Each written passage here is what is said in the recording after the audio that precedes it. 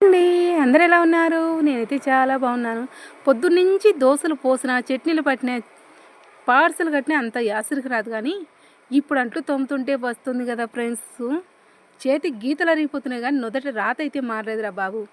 దేవుడు చల్లగా చూస్తే మనం కూడా ఈ పని వదిలేసి ఏదైనా కొంచెం బ్రెడ్ అయిన పని చేసుకుందాం అనిపిస్తుంది. కానీ ఎవరికి ఎంత రాసి ఉంటే అంతే ప్రాప్తం అంటారు కదా. ఈ ఇడ్లీ పాత్ర కడగాలంటే వస్తుంది చూడు ఫ్రెండ్స్, ఫ్రస్ట్రేషను ఆరిపోతుంది. ఒక వంతు ఆ టీలు పీసేసి తోముతూనే ఉండాలి. ఏ మాటకు ఆ మాటే చెప్పుకోవాలి.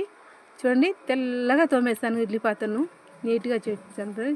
ఏ పని చేసినా సరే చేయకుండా కూర్చుంటాను. యాసిడ్కి వస్తే చేస్తే మాత్రం ఫ్రెష్గా నీట్గా చేస్తాను. ఇలా యాసిడ్కి పడే వాళ్ళు ఎంతమంది ఉన్నారో టిఫిన్ నోట్లు కామెంట్ చేయండి ఫ్రెండ్స్. మావారైతే మగవాళ్ళది ఏముంది చెప్పండి, వస్తే పార్సల్ కడతారు, లేకపోతే శుభ్రంగా ఈ పనులన్నీ ఇంతవరకు ఖాళీ కూర్చుంటారు. పొద్దున్నే దోశ వేసేటప్పుడు ఇంకొక చిరాకు వస్తుంది. ఆ స్టాండ్ ఎత్తుకొని కొంచెం దోశ ఉన్నా కానీ చట్నీ తీసుకురమ్మన్నప్పుడు స్టాండ్ ఎత్తుకొని పోతే అప్పుడు కూడా కొంచెం యాసిడ్గానే ఉంటుంది.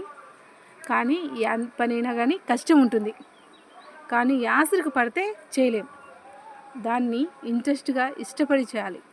లైఫ్లో ఏదైనా గోల్ పెట్టుకుని కష్టపడే ప్రతి ఒక్కరికి నేను ఒకటే చెప్తున్నాను, దేంట్లోనైనా కష్టం ఉంది. వాళ్ళు చేస్తున్నారు, మనం చేయట్లేదు, వాళ్ళు బతుకుతున్నారని ఎవరిని అన్వర్థం చేసుకోకుండా మనం ఏం చేయగలమో మనం చేసి నిరూపించాలి ఫ్రెండ్స్.